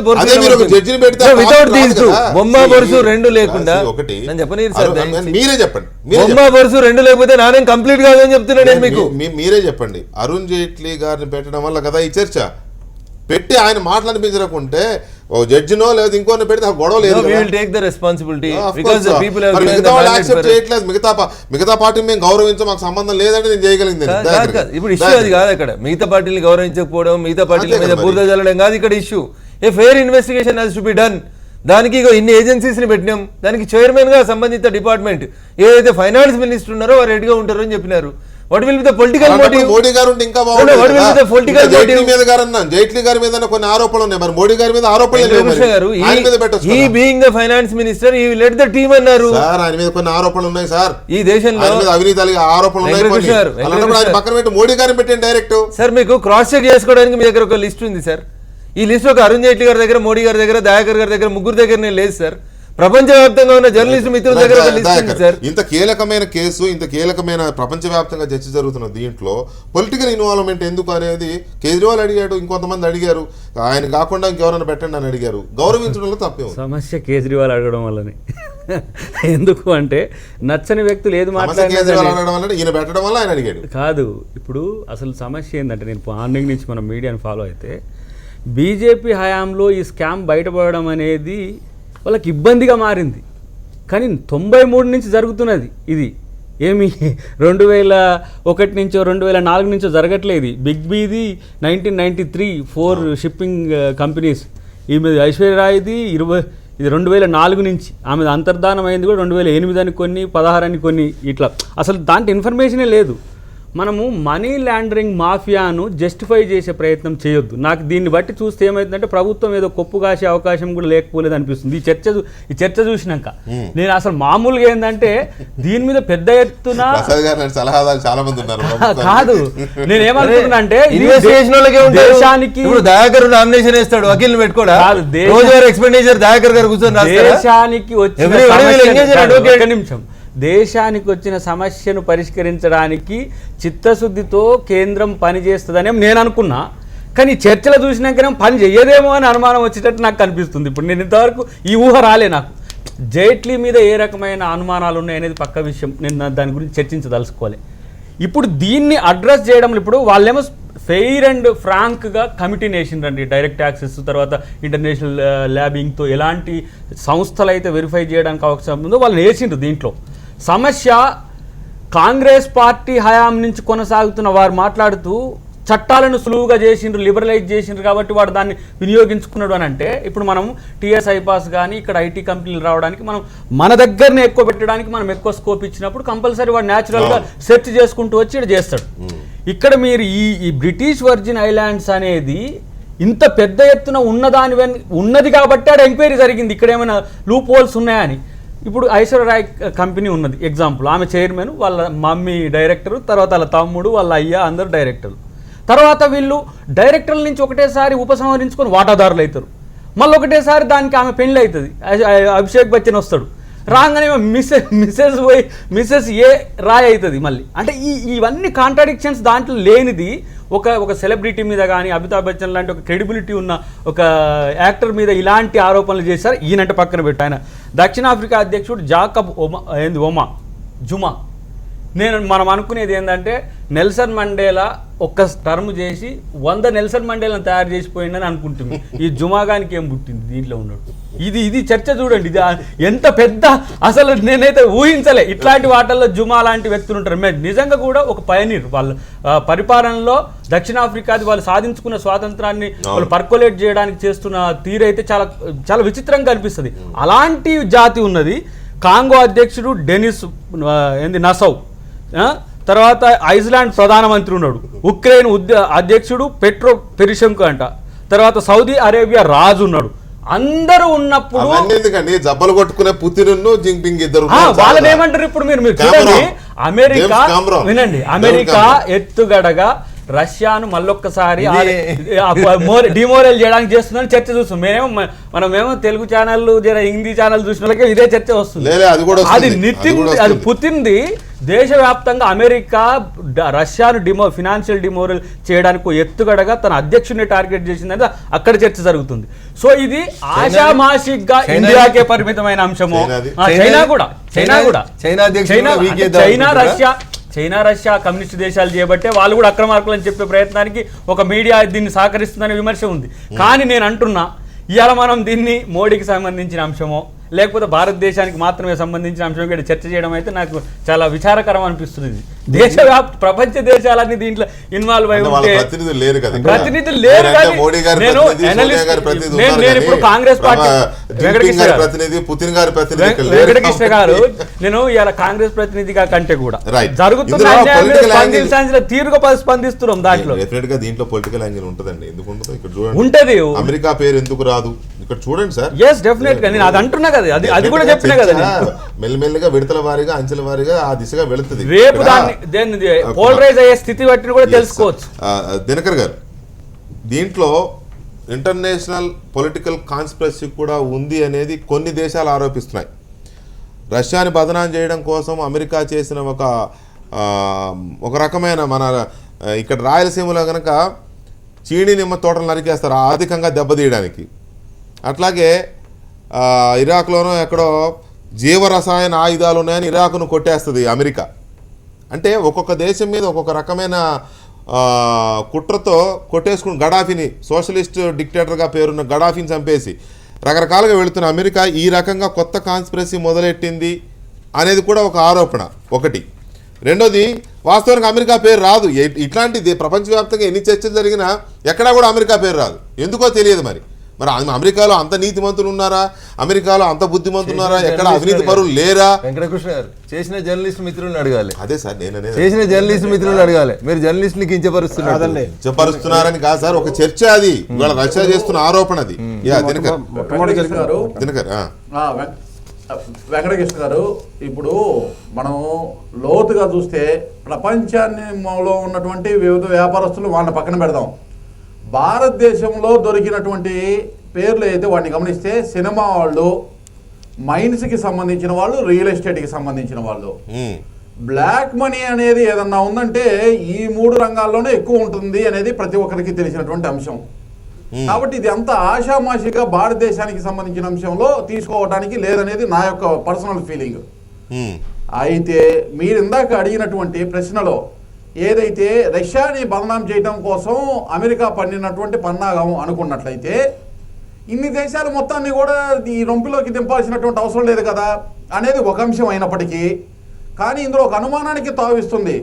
అమెరికా గతంలో ఏదైతే పెట్రోల్ నిల్వలతోటి రష్యా ఆర్థికంగా సుసంపన్నం అవుతుంది అనే ఉద్దేశంతో ఒక కుట్రపూరితంగా ఎక్కువ ప్రొడక్షన్ తెచ్చి పెట్రోలియం ప్రైసెస్ తగ్గించింది గతంలో అనేటటువంటి అంశం కూడా ఒక చర్చ ఉంది అంతర్జాతీయ సమాజంలో. కాబట్టి మీరు ఇప్పుడు మాట్లాడిన దాన్ని బట్టి కొంత దానికి కూడా ఇది కూడా ఒక కాన్స్పిరసీగా చూడాల్సినటువంటి అవకాశం కలిగేటటువంటి ఇది కనబడుతుంది ఇందులో. అయితే దాని వరకు పరిమితం చేయవలసినటువంటి అవసరం లేదు. చాలా స్పష్టంగా double tax avoidance agreements, treaties ప్రకారము, అలాగే ఒక దేశానికి ఇంకే దేశానికి మధ్య ఆర్థిక సంబంధాలు, లావాదేవీలకు సంబంధించిన ట్రీటీలకి సంబంధించి జరిగిన ఆ చట్టాలకి లోబడి జరిగితే, ఆ చట్టాలకి లోబడి ఇక్కడి నుంచి ఈ మనీ కనుక ట్రాన్స్ఫర్ అయితే దాన్ని ఎవరు కూడా తప్పు పట్టేటటువంటి అవకాశం లేదు. కానీ ఇక్కడ ఉన్నటువంటి పరిస్థితి ఇందాకే చెప్పాను నేను, ఆరిజిన్ ఆఫ్ సోర్స్ని బయటికి తీయాల్సినటువంటి అవసరం ఉంది. ఇప్పుడు మనీ లాండరింగ్ ద్వారా వెళ్ళిందా, సూట్ కేస్ కంపెనీల ద్వారా వెళ్ళినాయా, బినామీ ట్రాన్సాక్షన్స్ ద్వారా వెళ్ళినాయా, ఈ బ్లాక్ మనీ ఏ విధంగా తరలి వెళ్ళింది, ఒకవేళ వెళ్ళినట్టయితే అనేటటువంటి అంశాన్ని ఏదైతే ఇన్వెస్టిగేషన్ ఏజెన్సీ ఉందో అది బయటికి తీయాలి. అమెరికా గురించి ఒక మాట మాట్లాడారు. ఏమన్నా నాకు కూడా ఒక అనుమానం, అమెరికాలో ఇతర దేశాలకి తరలించకుండా అక్కడే ఈ వెసులుబాటు ఏమన్నా ఉందా అనేటటువంటి ఒక అనుమానము. దాంతోపాటు ఇవాళ మనం చూస్తున్నాం, డొనాల్డ్ ట్రంప్ ఉన్నాడు, ఆయన పోటీ చేస్తాడు, రేపు అధ్యక్షుడు అయితే ఆ దేశంలో అత్యంత సుసంపన్నుడైనటువంటి వ్యక్తి ట్రంప్ అనేటటువంటి ఆయన రియల్ ఎస్టేట్ బిజినెస్ లో ఉన్నాడు. అంటే ఆ కొంతమంది దేశాధ్యక్షులు కూడా కొన్ని దేశాలు, మన దేశంలాగా ఉండదండి, వ్యాపారస్తులే దేశాధ్యక్షులుగా మారిపోయేటటువంటి అవకాశం ఉన్నటువంటి దేశాలు ఉన్నాయి. అటువంటి దేశాధ్యక్షుల పేర్లు ఉన్నంత మాత్రాన కూడా వాళ్ళందరినీ కూడా తప్పుడు వాళ్ళుగా మాట్లాడాల్సినటువంటి అవసరం కూడా లేదు. రియలిస్టిక్ గా రియల్ గా వాళ్ళు ఏదన్నా వ్యాపార సామ్రాజ్యంతో ఆ దేశంలో ఉన్నటువంటి సంపత్తో ఇటువంటి కార్యక్రమాలు చేసినట్టయితే, వాళ్ళు ఇన్వెస్ట్మెంట్ వేరే దేశాల్లోకి లీగల్ గా తరలించుకున్నట్టయితే అది కూడా తప్పేమి కాదు. మన దేశాన్ని మనం పోల్చుకొని ఇతర దేశాల్లో ఉన్నటువంటి రాజకీయ వ్యవస్థని కూడా మనం మాట్లాడటానికి అయితే సరిలేదు. ఇక్కడ జర్నలిస్టులు ఏదో తప్పుపట్టుదని కించపరుస్తున్నారు అంటే జర్నలిస్టులు కూడా అంత ఇదిగా ఉన్నారని అనుకోవడం కూడా లేదు. అన్ని చోట్ల వారి మీద కూడా రకరకాల మరకలు ఉన్నాయి. మీడియా ఎలా ఉంది, ఒక దేశం మీద బురద చల్లాలంటే ఇంకో దేశం మీడియా ఎలా ఇది చూస్తుందో అది కూడా చూస్తున్నాం మనం. ఇవాళ అతను అసాంజ్ చేసిన వికీలీక్స్లో కూడా అతని మీద కూడా కొన్ని దేశాల ప్రభావం ఉంది డెఫినెట్గా. సో ఇందులో జర్నలిస్ట్ తప్పు ఉందా లేదనే చర్చ కాకపోయినా ప్రతిసారి అమెరికా తప్ప అన్ని దేశాలు పేర్లు వస్తూ ఉంటాయి. ఎందుకు అమెరికా పేరు మాత్రమే ఎందుకు? అది ఖచ్చితంగా చెప్పాల్సిందే. అమెరికా వాళ్ళు ఆయన చెబుతున్నారు డొనాల్డ్ ట్రంప్ చాలా సంపన్నుడని. 7 సార్లు ఇన్సాల్వెంట్ పిటిషన్ వేసాడు, ఐబీ పెట్టాడు 7 సార్లు, ఒకసారి కాదు 2 సార్లు కాదు 7 సార్లు ఐబీ పెట్టాడు. రియల్ ఎస్టేట్ కాంట్రాక్ట్ కూడా రియల్ ఎస్టేట్ బిల్డరు. సరే, అమెరికాలో మన దేశంలో ట్యాక్స్ మొత్తం కట్టేది 4%.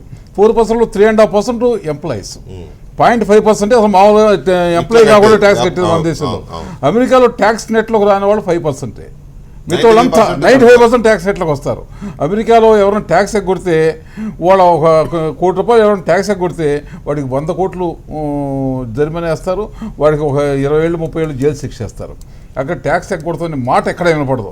ఎవరైనా ట్యాక్స్ ఎగ్గొట్టాం అమెరికాలో ట్యాక్స్ లేకుండా పే చేసామన్నవాడు ఒక్కడంటే ఒకటి కనపడదు. కరప్షన్ కానీ బ్లాక్ కానీ లేదని అనుకోగలమా మనం? అక్కడ బ్లాక్ మనీ అంటూ ఉంటాయి వీల్లేదు. అసలు ట్యాక్స్ ఎగ్గొడతాం అనేది మహానేరం, మామూలు నేరం కాదు. ఇక్కడ 10 హత్యలు చేస్తే ఎంత నేరం, అక్కడ ట్యాక్స్ ఎగ్గొడతాం అంత నేరం. అందువల్ల అమెరికాలో ట్యాక్స్ ఎగ్గొడతాం అనే ప్రశ్న లేదు. ఆర్థికంగా ఇబ్బందులు, ఆర్థికంగా ఇట్లాంటి తప్పుడు పనులు చేస్తాక అక్కడ మాత్రం స్కోప్ లేదు. లేదండి, చాలా పొరపాటు. అమెరికాలో ఒకటే తేడా ఏంటంటే మిగతా దేశం ఇండియాకి అమెరికాకి తేడా ఏంటంటే అక్కడ ట్యాక్స్ ఎగ్గొడితే క్రిమినల్ అఫెన్స్. అంటే ఆయన చెప్పిన దాని ప్రకారం అంటే జైలు శిక్ష వేయడం ఖాయం. మీరు $10 ఎగ్గొట్టినా కూడా జైలు శిక్ష పడే అవకాశం ఉంటుంది. ఇకపోతే అక్కడ ఎగ్గొట్టరా అంటే ప్రపంచం మొత్తాన్ని తలదన్నే స్కాములు పుట్టినన్నీ అమెరికాలోనే. తర్వాత మీరు ఎందుకంటే ఇప్పుడు లేమన్ బ్రదర్స్ కానివ్వండి, బేర్ స్టర్న్స్ కానీ అన్నీ అక్కడ పుట్టినాయి. ఇంకా అన్నిటికన్నా మీరు అన్నారు అమెరికా పేరు ఎందుకు రాదన్నారు. అసలు ఈ తేనె తుట్టును కదిలించిందే అమెరికా అండి మొట్టమొదట్లో. అంటే 6 సంవత్సరాల క్రితమే యూబీఎస్ బ్యాంక్ ఏం చేస్తుందంటే ఇలాంటి దొంగ కంపెనీలన్నిటి కూడా అకౌంట్లు చేస్తుందని తెలిస్తే ఫస్ట్ పెనాల్టీ వేసి వాళ్ళని పైకి లాగింది వాళ్ళు. యూబీఎస్, జేపీ మోర్గాన్ వీళ్ళందరూ అడిగితే ఒక్కొక్కరు 2 బిలియన్లు 6 బిలియన్లు ఫైన్ కట్టిన తర్వాత వాళ్ళ ఖాతే అక్కడ ఉన్న అడ్వాంటేజ్ కంప్లీట్ కన్ఫ్యూజ్ అయ్యారు. స్కాములు వేరు, ట్యాక్స్ ఎగ్గొడతాం వేరు. స్కాములు చేయట్లేదని నేను చెప్పాను. స్కాములు ఉంటాయి, స్కాములు ఉంటాయి. అంటే ట్యాక్స్ ఎగ్గొడతాం కాదండి. ఒక చిన్న విషయం చెప్తా. మన దేశం మొత్తం మీద మనకి 130 కోట్ల జనాభా. మన దేశం మొత్తం మీద ఉన్న జైల్లో ఉన్న ఖైదీలు 4 లక్షల మంది మన మొత్తం దేశంలో. దాంట్లో 3 లక్షల మంది అండర్ ట్రయల్స్, 1 లక్ష మంది ఖైదీలు. అమెరికా జనాభా 30 లక్షలు, 40 లక్షల మంది, 30 కోట్లు, 40 లక్షల మంది అక్కడ జైల్లో ఉన్నారు. దాంట్లో మళ్ళీ సగం మంది ఆర్థిక నేరస్తులు, అక్కడ ట్యాక్స్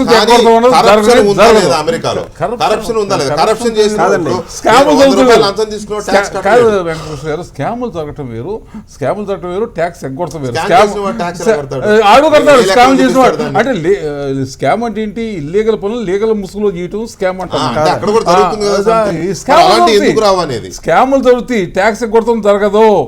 ఆర్థిక నేరాలు పాల్పడుతున్నది అమెరికాలో జరగదు.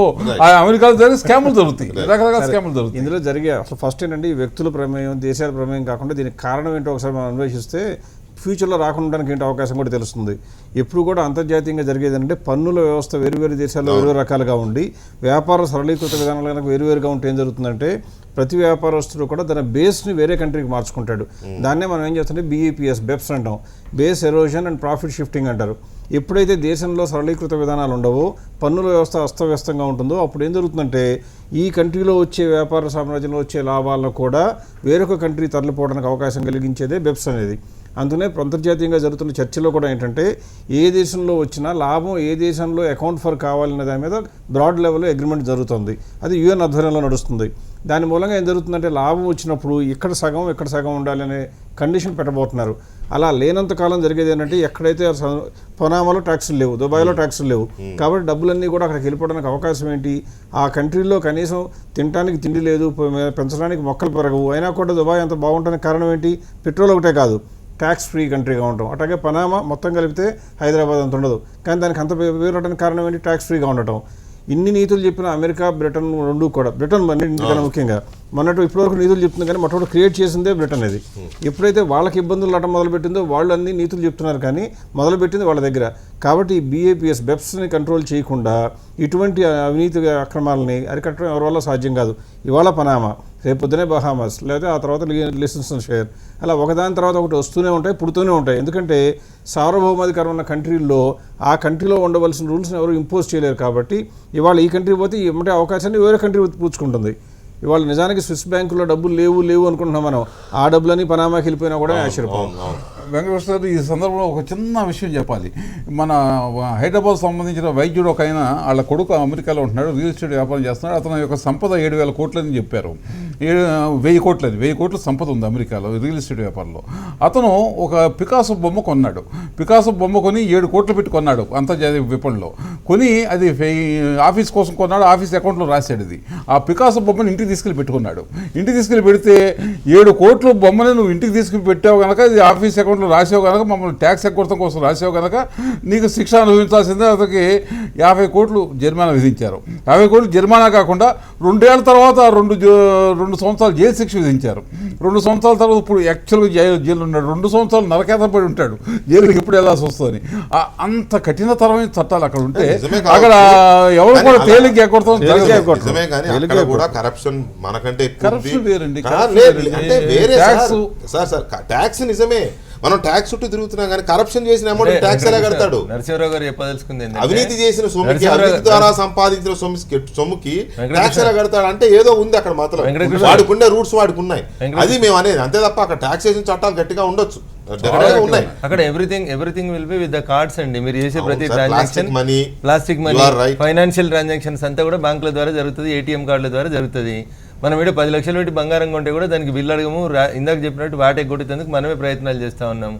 ట్యాక్సుల్ని ఇంకొంచెం కఠినతరం చేయాల్సినటువంటి అవసరం ఉంది. ఆ దిశగా అడుగులు పడాలి. పాయింట్ మీరు అంటే మీకు అర్థం కాలేదని అనను కానీ అవినీతికి సంబంధించిన అంశం సార్ ఇది. దీన్ని ట్యాక్స్ చేసిర్రు అంతే. ఆ ట్యాక్స్ అని మాట్లాడతారు. దీన్ని ట్యాక్స్ ఇప్పుడు సపోజ్ నేను ఒక రాజకీయ నాయకుడిని, లేదు రేపు మీరు ఎమ్మెల్యే అవుతారు, మీరు అవినీతి వేరు, black money tax non tax. అదే సార్, అవినీతితో సంపాదించిన సొమ్మే ట్యాక్స్ కట్టకుండా దాచుకోవడానికి బ్లాక్ చేస్తారు.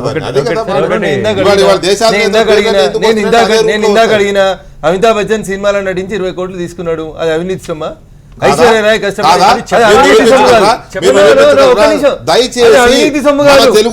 కట్టకపోతే టాక్స్ కట్టని సొమ్మనండి, ఆమె అవినీతిగా తీసుకోలేదు. ఇందాక దినకర్ గారు చెప్పారు సినిమాలలో చాలా రకాల దందాలు ఉన్నాయి సార్. సరే మీరు మిగతా వాళ్ళందరినీ వాళ్ళతో కంపేర్ చేయండి. ఐశ్వర్య రాయ్ డబ్బులు తీసుకొని టాక్స్ కట్టకపోవడం ఒక నేరం దయించి దాన్ని అవినీతి సొమ్ముతో పోల్చకండి అంటున్నా నేను. పొలిటికల్ లీడర్లు, దేశాల అధినేతలు తీసుకున్న దేశానికి కట్టాల్సిన ట్యాక్స్ కట్టకపోవడం అవినీతి. వాళ్ళ పైన చూడపడలేదు రఘునాథ్ గారు. మన సినిమా ఇండస్ట్రీలో ఒక హీరోకి రెమ్యునరేషన్ కింద ఒక ఏరియా డిస్ట్రిబ్యూషన్ ఇస్తారు, అది లెక్కల్లోకి రాదు.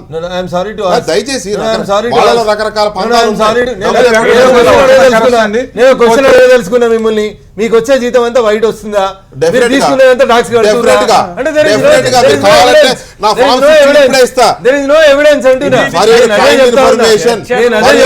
ఇన్ఫర్మేషన్ ట్యాక్స్ కడుతున్న వాళ్ళలో ఎంత సార్ చెప్పిన పర్సెంటేజ్ ఉద్యోగులు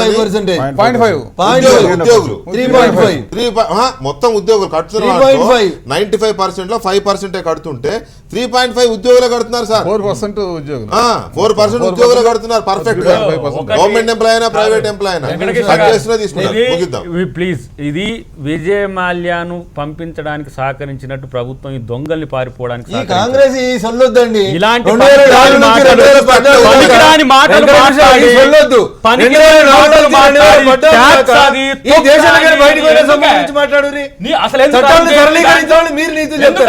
దాంట్లో ఆయన మీద ఆరోపణలు ఉన్నాయి కదా. విజయ్ మాల్యా ఆయన కలిసినాక వెళ్ళిపోయినాడు కదా. ఈ దొంగలందరూ పంపిస్తావా బీజేపీకి అనుకూలంగా ఉన్నందుకు? అదే నేను అంటున్నా, మొదటి నుంచి రాజకీయం ఇక్కడ ఇంప్లీడ్ కావద్దు, ట్యాక్స్ గా పరిమితం చేసే ప్రయత్నం చేయొద్దు. పూర్తి స్థాయిలో ఇది ప్రపంచ స్థాయిలో జరిగిన దానికి ఈ దేశం యొక్క నిజాయితీని నిరూపించే ప్రయత్నం ఈ రోజు మోడీ గౌరవం ఉంటది. లేకపోతే వాళ్ళు చేయలేదండి, ఆయన ట్యాక్స్ కట్టలేదండి, ఈయన ఇల్లీగల్ కాదండి, మనమే సర్దుకుంటా చెప్తే దొంగ బయటపడిపోతాడు. ఎందుకు? ఎవరైనా సరే, అది కాంగ్రెస్ అయినా బీజేపీ అయినా కమ్యూనిస్టులు అయినా సరే, తప్పు చేసినోడు శిక్షించబడాల్సిందే. అది శిక్షించబడకుండా చేసే ప్రయత్నం ఎవరు చేసినా దోషి. మీరెంతో మనం అందరం చూడి పడలేదు. డెఫినెట్ గా ట్యాక్స్ తప్పించుకోవడానికి ఏదో ఒక పని చేసి ఉంటారు, తెలిసి చేసి ఉండొచ్చు, లేదా ప్రసాద్ గారు అన్నట్టు ఎవరో ఇచ్చే సలహా మేరకు చేసి ఉండొచ్చు. అంత మాత్రం చేస్తే వాళ్ళని దోషాలేమో దొంగ అనలేము. కాదు, ఇది పేద ప్రజలు, మధ్య తరగతి ప్రజలు, వీళ్ళ సొమ్ము సార్. అది అక్రమంగా సంపాదించి ఎక్కడెక్కడో తక్కువ ట్యాక్స్ దగ్గర పెట్టి ఇలాంటి భ్రమింపజేసే ప్రయత్నాలు చేస్తే ఎవరైనా సరే వాళ్ళని సమర్థిస్తే అది మనం ఆత్మ పరిశీలన చేసుకోవాలి. నిజంగా ఈ స్కామ్ కు సంబంధించి వరల్డ్ వైడ్ గా జరుగుతున్న చర్చకు నేనైతే చాలా చింతాకాంతులైపోతున్నా. అది ఎందుకు మరి మీకు అది అనిపించట్లేదు? కృష్ణ గారు, ఇష్యూ అది కాదు. 2004 కంటే ముందు తరలిన బ్లాక్ మనీ ఎంత, 2004 నుంచి సరళీకృతం చేసి 2014 దాకా పంపించిన వాళ్ళు ఎంత, అవన్నీ చాలా సుదీర్ఘంగా గతంలో కూడా చర్చించినాం, రేపు కూడా చర్చించుదాం. విజయ్ మాల్యాకు పాస్పోర్ట్ ఉంది, ఆయన పాస్పోర్ట్ సీజ్ కాలేదు, ఆయన మీద క్రిమినల్ కేసులు పెట్టి లుకౌట్ నోటీసులు ఇచ్చి నేను ఇండియా నుంచి బయటికి పంపొద్దని ఎక్కడ కూడా సిబిఐ రాయలేదు. చట్టాలలో ఉన్నటువంటి వాస్తవాల్ని మాట్లాడితే మేమేదో దోషుల్ని కాపాడేందుకు మాట్లాడుతున్నాం. అమితాబ్ బచ్చన్ కూడా పాస్పోర్ట్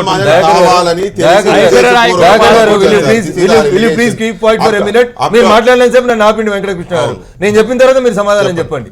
2004లో సరళీకృతం తీసుకురాకంటే ముందు 25,000 కాదు 25 రూపాయలు తీసుకుపోయేందుకు వీల్లేదు. సరళీకరించినప్పుడు ఎందుకు మాట్లాడలేదు?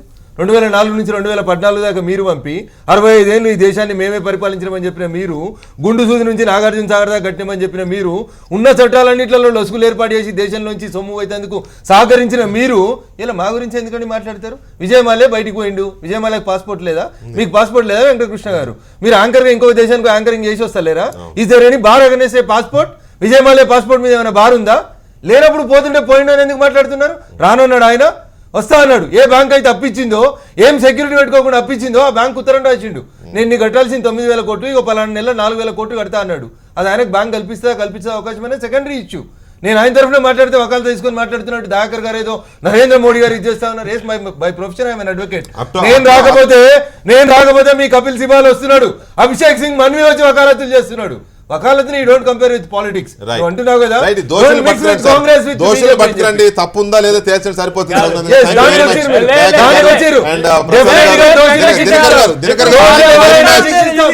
దోషులు ఎవరైనా శిక్షిస్తాం, ఇంక్లూడింగ్ దయాకర్ అయినా దోష ఎవరైనా శిక్షిస్తాం.